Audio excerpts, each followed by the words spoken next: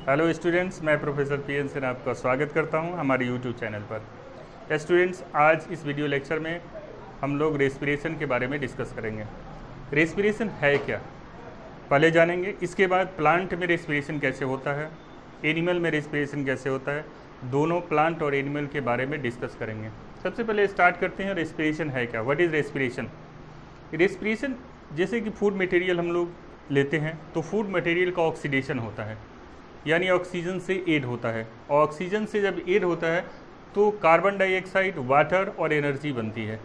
यही एनर्जी हमारे सेल में जाता है और ये जिससे सेल जितने सेलुलर फंक्शन हैं वो परफॉर्म होते हैं। तो स्टूडेंट्स देखें कि the process of releasing energy from food is called respiration, यानी फूड ले करके जो फूड मटेरियल का ब्रेक डाउन होता है, उसी ब्रेक डाउन के बाद जो एनर्जी रिलीज होती है, उसी एनर्जी का यूज सेल करते हैं अपने डिफरेंट वर्क्स में। ठीक है, the process of energy, the process of releasing energy from food is called respiration. बहुत सिंपल लैंग्वेज में मैंने लिखा है, सिलेक्ट किया है इसे।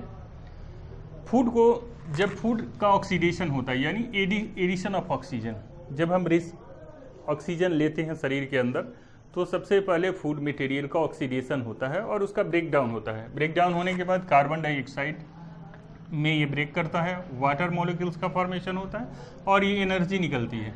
इसी एनर्जी का हम लोग यूज करते हैं अपने ग्रोथ में, अपने डिफरेंट सेलुलर फंक्शंस में, ग्रोथ में हो, रिप्रोडक्शन में हो, ट्रांसपोर्टेशन में हो,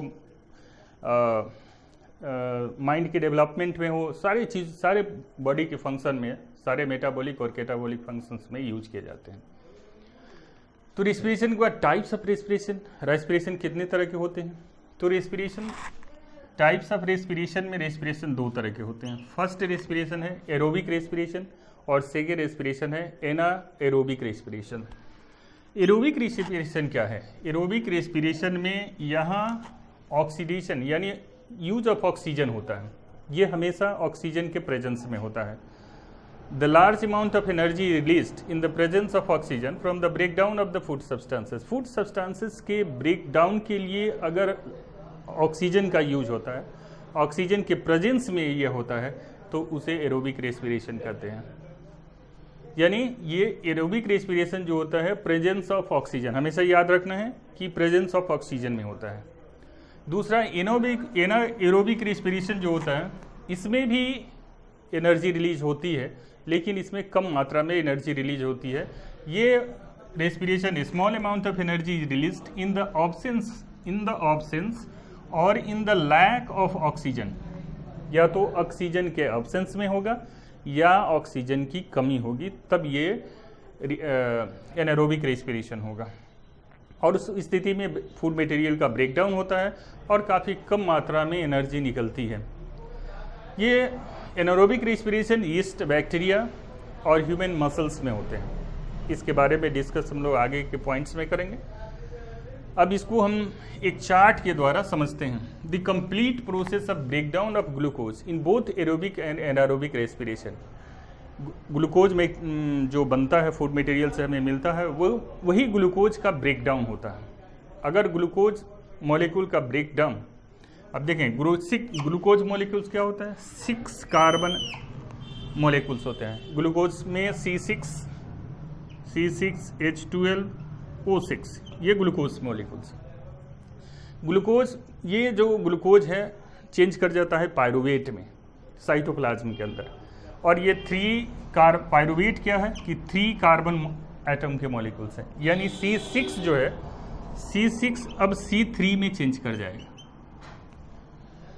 पायरुवेट तक चेंज करने के बाद अगर ऑब्सेंस ऑफ ऑक्सीजन, ये ईस्ट में होता है, बता चुके हैं कि ईस्ट और बैक्टीरिया में ऑब्सेंस ऑफ ऑक्सीजन में ये पायरुवेट जो है टूटता है, इथेनॉल प्लस कार्बन डाइऑक्साइड और 2 ATP एनर्जी निकलती है। ऑब्सेंस ऑफ ऑक्सीजन में होता है, ये कंप्लीट ऑब्सेंस ऑफ ऑक्सीजन में होता है। अगर पायरुवेट का लैक ऑफ ऑक्सीजन, पूरी तरह से ऑक्सीजन ना हो, ये मसल सेल्स में होता है, तो यहाँ चेंज कर जाता है lactic acid 2 ATP plus energy में। अगर पायरुवेट प्रेजेंस ऑफ ऑक्सीजन यानी माइटोकॉन्ड्रिया के अंदर होता है, प्रेजेंस ऑफ ऑक्सीजन हमेशा माइटोकॉन्ड्रिया के अंदर होगा, और माइटोकॉन्ड्रिया जहाँ अगर ऑक्सीडेशन होता है फूड मटेरियल का, पायरुवेट का, तो कार्बन डाइऑक्साइड, वाटर और 38 एटीपी एनर्जी निकलती है। अब इसे आप समझ सकते हैं कि ये ऑप्शंस, ये एरोबिक रेस्पिरेशन हो गया, ये दोनों एनारोबिक रेस्पिरेशन हो गया। यानी एनाएरोबिक रेस्पिरेशन में बहुत कम मात्रा में एनर्जी रिलीज होती है, जबकि एरोबिक रेस्पिरेशन में 38 एटीपी एनर्जी रिलीज होती है। ये एनर्जी सेल अपना यूज करता है। यहाँ भी इथेनॉल यीस्ट वगैरह में होता है। अब एटीपी है क्या? एटीपी एडिनोसिन ट्राइफॉस्फेट एक ऑर्गेनिक कंपाउंड है, एडिनोसिन ट्राइफॉस्फेट। इसको कहा जाता है, it is known as the energy currency of the cell. इसे एनर्जी करेंसी कहा जाता है। इसी सेल के अंदर इसी एनर्जी का यूज किया जाता है एटीपी के रूप में। अब इसमें 2 पॉइंट होते हैं। एडीपी के साथ एक इनऑर्गेनिक फॉस्फेट अगर ऐड हो जाता है एनर्जी देने के बाद, तो एडीपी और फिर ये रिलीज होकर के एटीपी में चेंज करता है।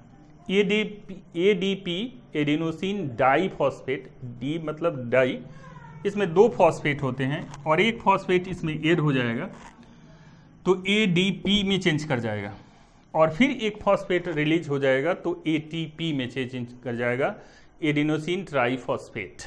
टी मतलब ट्राई और डी मतलब डाई। यहाँ इनऑर्गेनिक फॉस्फेट का सिर्फ एडिंग होता है। जैसे ही पानी में ये डाला जाता है, एक फॉस्फेट इनऑर्गेनिक फॉस्फेट ब्रेकडाउन हो जाता है और एटीपी में चेंज कर जाता है। तो इस तरह से एटीपी का यूज़ एक एनर्जी करेंसी है जो एटीपी के रूप में हमारे सेल के अंदर कंजर्व रहती है, और जब भी ज़रूरत पड़ती है सेल को इस एनर्जी को लेकर के यूज करते हैं अपने ग्रोथ में। वेरियस वर्क्स होते हैं, जैसे फूड मटेरियल का बॉडी ग्रोथ में, रिप्रोडक्शन में, रेस्पिरेशन में, वेरियस वर्क्स जितने बॉडी के वर्क्स होते हैं सब में ये यूज किए जाते हैं। अब से हमारा नेक्स्ट पॉइंट है स्टेजेस ऑफ रेस्पिरेशन। रेस्पिरेशन के कौन कौन से स्टेज होते हैं, किस स्टेज में? तो रेस्पिरेशन 2 स्टेज में होते हैं। फर्स्ट स्टेज है एक्सटर्नल रेस्पिरेशन और second internal respiration. External respiration में सांस लेने की क्रिया को कहते हैं, यानी ब्रीथिंग। एक्सटर्नल रेस्पिरेशन के अंतर्गत 2 पॉइंट आते हैं, ब्रीथिंग और गैसियस एक्सचेंज। जबकि इंटरनल रेस्पिरेशन ये सेल के अंदर होता है, और ये आउटर रेस्पिरेशन है। पहले ब्रीथिंग, सांस लेने की क्रिया और छोड़ने की क्रिया को ब्रीथिंग कहते हैं। जैसा कि आप लोग जानते हैं, it is the process of taking required gas and giving out waste gases. जो भी गैस की जरूरत, जैसे हम लोग हैं ऑक्सीजन लेते हैं और कार्बन डाइऑक्साइड छोड़ते हैं, this is called breathing. Taking the required gases is called inhalation. जब हम कोई ऑक्सीजन लेते हैं तो उसे इनहेलेशन कहते हैं, और जब कार्बन डाइऑक्साइड रिलीज करते हैं तो एक्सहेलेशन कहते हैं। यानी ऑक्सीजन लेने की क्रिया को एक्सहेलेशन, इनहेलेशन, और कार्बन डाइऑक्साइड को रिलीज करने के प्रोसेस को एक्सहेलेशन करते हैं। यही कंप्लीट ब्रीथिंग प्रोसेस है। ब्रीथिंग के बाद सेकेंड है गैसियस एक्सचेंज। ये डिफ्यूजन प्रोसेस के द्वारा, diffusion of O2 from lungs to blood. अब ये ऑक्सीजन जब लंग्स में जाता है तो वहाँ पर मिक्सिंग होता है। ये डिफ्यूजन प्रोसेस के द्वारा मिक्स होते हैं blood and CO2 from blood lungs is called gaseous exchange. और वहाँ से कार्बन डाइऑक्साइड लंग्स के पास जब जाता है ऑक्सीजन तो ब्लड में मिक्स होता है, और वहाँ जो कार्बन डाइऑक्साइड वेस्ट मटेरियल्स जो तैयार होता है वो कार्बन डाइऑक्साइड बाहर किए जाते हैं इस प्रोसेस में, गैसियस एक्सचेंज में। Diffusion of O2 from lungs to blood, यानी लंग्स के से ब्लड में जो ऑक्सीजन है वो उसका मिक्सिंग होता है, और कार्बन डाइऑक्साइड जो इम्प्योर ब्लड है उससे ला करके लंग्स से फिर बाहर कर दिया जाता है। इसी को गैसियस एक्सचेंज कहते हैं। It takes place between blood and alveolar walls के बीच में ये होता है। सेकेंड पॉइंट है इंटरनल रेस्पिरेशन। ये बॉडी के मतलब सेल के अंदर होता है, internal respiration. It is the gaseous exchange, ये भी गैसियस एक्सचेंज है between arteries, arterial blood and the body cell. Body cell और आर्टेरियल ब्लड जो होते हैं, आर्टरी में जो ब्लड भेजा जाता है, वहाँ अगर गैसियस एक्सचेंज होते हैं उसी को इंटरनल रेस्पिरेशन कहते हैं। ये इंटरनल रेस्पिरेशन यही, it is the gaseous exchange between arterial blood and the body cell. Body के सेल और आर्टरी के बीच में जो एक्सचेंज ऑफ मटेरियल यानी एक्सचेंज ऑफ गैसेस होते हैं उसी को इंटरनल रेस्पिरेशन कहते हैं। अब नेक्स्ट पॉइंट आते हैं, रेस्पिरेशन इन प्लांट्स। प्लांट्स में रेस्पिरेशन कैसे होता है? तो स्टूडेंट, प्लांट्स में रेस्पिरेशन 3 पॉइंट से होता है प्लांट के अंदर। पहला रूट, दूसरा स्टेम और तीसरा लीफ। रूट, स्टेम और लीफ यही पाया जाता है प्लांट के अंदर। सबसे पहले देखेंगे रूट। रूट क्या होता है? रूट के अंदर बहुत सारे, अगर रूट हैं तो रूट के अंदर बहुत सारी पतली पतली लाइनिंग्स होती है जो सॉइल के साथ, सॉइल में अंदर की तरफ होती है, जहाँ कि सॉइल और वाटर मॉलिक्यूल्स के बीच में होता है। वहीं से वो ऑक्सीजन गैसेस को खींच लेती है, वहाँ से वो कार्बन डाइऑक्साइड गैसेस को लेती है और ये डिफ्यूजन प्रोसेस के द्वारा कार्बन डाइऑक्साइड का यूज करती है। स्टेम में लेंटिसेल्स पाए जाते हैं। लेंटिसेल्स क्या होते हैं? जैसे बार के अंदर बहुत सारे पोर्स होते हैं, छिद्र होते हैं, उसी पोर्स को लेंटिसेल्स कहते हैं। उसी लेंटिसेल्स के द्वारा कार्बन डाइऑक्साइड प्लांट के अंदर इंटर करता है। थर्ड पॉइंट है लीफ। लीफ में स्टोमेटा पाया जाता है। जैसे कि आप जानते हैं कि स्टोमेटा एक एपर्चर है, पोर्स है, जहाँ से वायुमंडलीय कार्बन डाइऑक्साइड स्टोमेटा के अंदर इंटर करते हैं और फोटोसिंथेसिस होती है।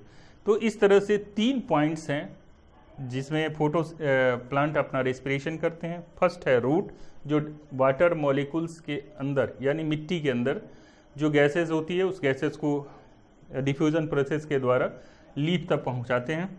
दूसरा स्टेम्स है, जो लेंटिसेल्स पाए जाते हैं। इसी लेंटिसेल्स के द्वारा कार्बन डाइऑक्साइड इंटर करता है जिससे फोटोसिंथेसिस होती है। और तीसरा पॉइंट है लीफ, जो स्टोमेटा में पाया जाता है। इसी स्टोमेटा में हो पोर्स होते हैं जो वायुमंडलीय या इन्वायरमेंटल कार्बन डाइऑक्साइड का यूज़ प्लांट अपने फोटोसिंथेसिस में करते हैं। इस तरह से प्लांट में रेस्पिरेशन होता है। अब चलते हैं रेस्पिरेशन इन एनिमल्स। एनिमल के अंदर रेस्पिरेशन कैसे होता है? तो आप जानते हैं कि यूनिसेलुलर एनिमल और मल्टीसेलुलर एनिमल होते हैं। यूनिसेलुलर एनिमल में जैसे अमीबा और प्लेनेरिया है। अमीबा और प्लेनेरिया में सेल मेम्ब्रेन के द्वारा चूँकि एक ही सेल होता है, उसमें कोई स्पेसिफिक ऑर्गन्स नहीं होते हैं जिससे कि वो रेस्पिरेशन कर सके, इसलिए उसमें एक ही सेल के द्वारा सारे जो फंक्शंस हैं वो परफॉर्म किए जाते हैं। अमीबा, प्लेनेरिया, क्लेमाइडोमोनस, ये सभी जो हैं वो यूनिसेलुलर हैं। और इस यूनिसेलुलर जितने भी हैं सब में सेल मेम्ब्रेन के द्वारा रेस्पिरेशन होता है। सेकेंड पॉइंट, अर्थवर्म और लीच। अर्थवर्म तो आप देखेंगे। अर्थवर्म क्या होता है? मॉइस्ट स्किन्स होते हैं। उसी मॉइस्ट स्किन्स के अंदर ये क्यूटेनियस, जिसको क्यूटेनियस स्किन्स कहते हैं, बहुत ही चमकीला होता है स्किन। जब आप अर्थवर्म को टच करेंगे उसमें भी अंदर छिद्र होता है, पोर्स होते हैं। उसी पोर्स के द्वारा वो ऑक्सीजन का यूज करता है, ऑक्सीजन को, वायुमंडलीय ऑक्सीजन को लेता है और अपना रेस्पिरेशन परफॉर्म करता है। फिश, प्रॉन और मसल्स, ये एक्वेटिक एनिमल्स हैं जो पानी के अंदर पाए जाते हैं। तो पानी के अंदर पाए जाने वाले जो एनिमल्स हैं वो अपना रेस्पिरेशन कैसे करते हैं? तो वो गिल्स के द्वारा रेस्पिरेशन करते हैं।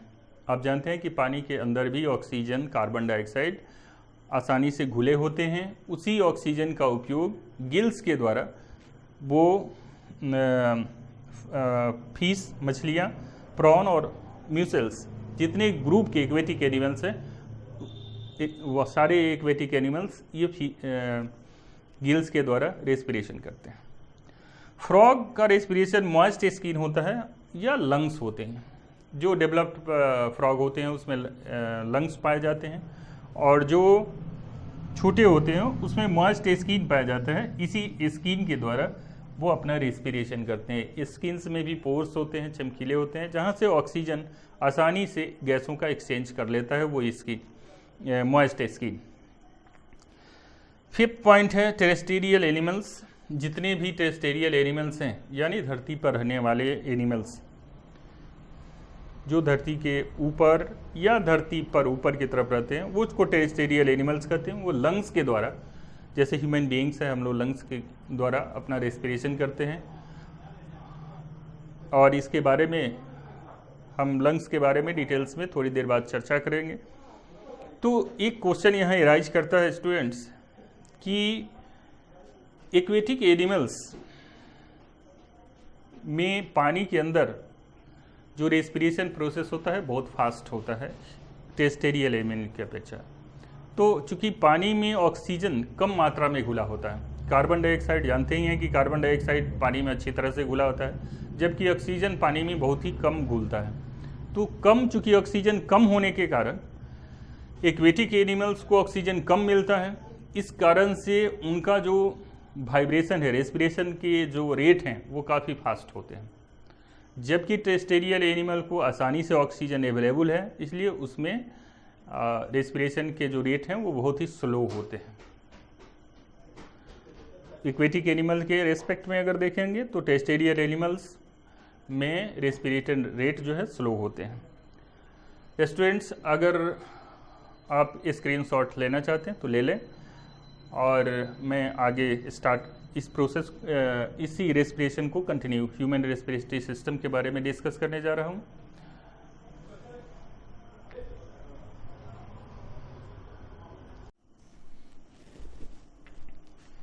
स्टूडेंट्स, हमें उम्मीद है कि आप स्क्रीनशॉट्स ले चुके होंगे।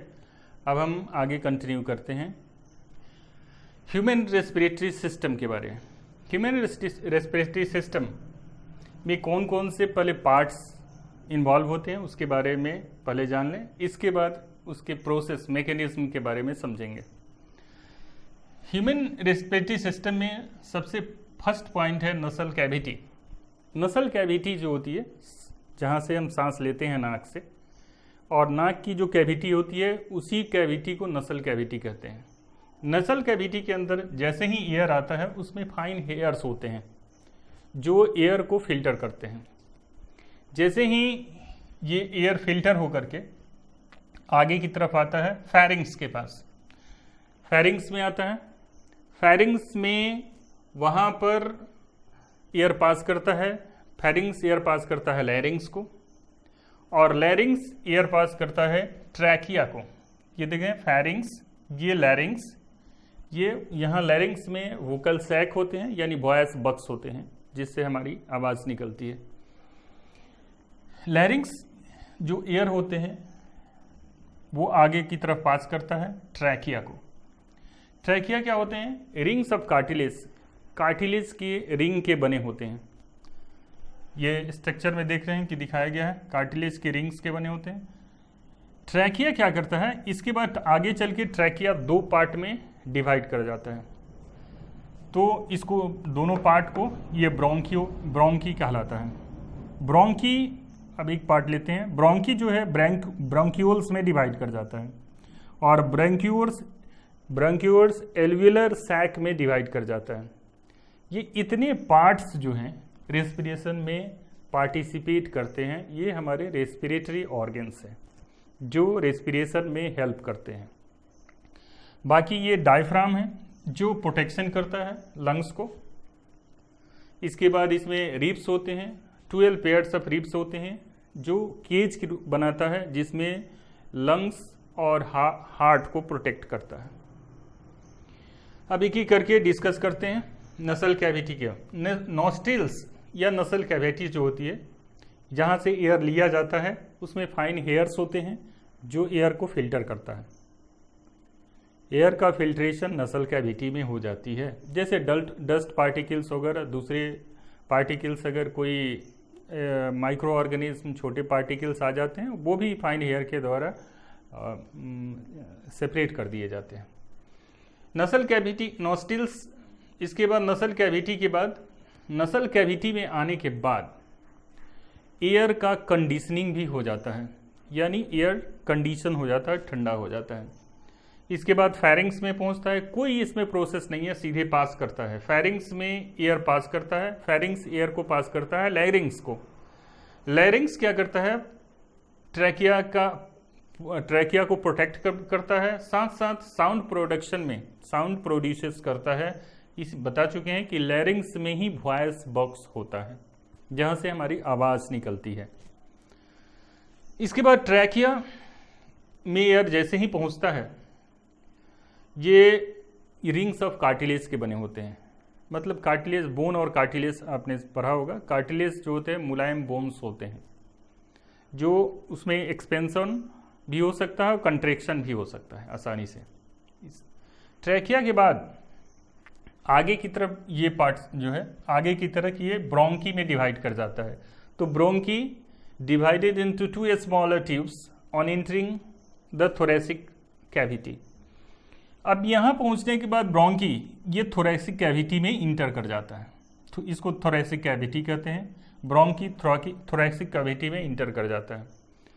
ब्रोंकी जो है आगे चल करके ब्रोंकियोल्स में डिवाइड कर जाता है। ब्रोंकियोल्स ये पार्ट, छोटे छोटे स्ट्रक्चर जो आप देख रहे हैं, ये मेन ब्रोंकी हो गया और ये ब्रोंकियोल्स में डिवाइड कर जाता है। और ब्रोंकियोल्स में ये जो बैलून लाइक स्ट्रक्चर आप देख रहे हैं, ये बैलून लाइक एल्विलर सैक है। तो ब्रोंकियोल्स क्या होते हैं? ब्रोंकियोल्स आर सब divided into smaller tubes called bronchioles. Each bronchioles have many alveoli. प्रत्येक ब्रोंकियोल्स के बाद काफी संख्या में एल्विलाई होते हैं। अब ये एल्विलाई का मेन फंक्शन यहीं से स्टार्ट होता है। रिब्स कुछ पार्ट्स अलग से पढ़ दें जो साइड्स हैं। रिब्स 12 पेयर्स ऑफ बोन्स हैं जो हमारे लंग्स और हार्ट को प्रोटेक्ट करते हैं। Lungs exchange of gases, lungs में ही ये 1 पेयर होता है, लेफ्ट लंग्स और राइट लंग्स, दोनों एक ही तरह का होता है, दोनों का फंक्शन एक ही है। तो ये क्या करता है, लंग्स एक्सचेंज ऑफ O2 और CO2 take place protected by a membrane called pleura. और लंग्स एक चारों तरफ से मेम्ब्रेन से घिरा होता है, प्रोटेक्ट होता है, जिसे प्ल्यूरा कहते हैं। डायफ्राम का क्या फंक्शन है? डायफ्राम जो होता है ये मस्कुलर कैविटी है बिटवीन थोरैक्स एब्डोमेन। एब्डोमेन और थोरैसिक कैविटी के बीच के पार्ट को डायफ्राम कहते हैं। तो ये सब सारे जो हैं प्रोटेक्टिव ऑर्गन्स है। डायफ्राम्स हो गया, रिब्स हो गया, ये प्रोटेक्टिव ऑर्गन्स है।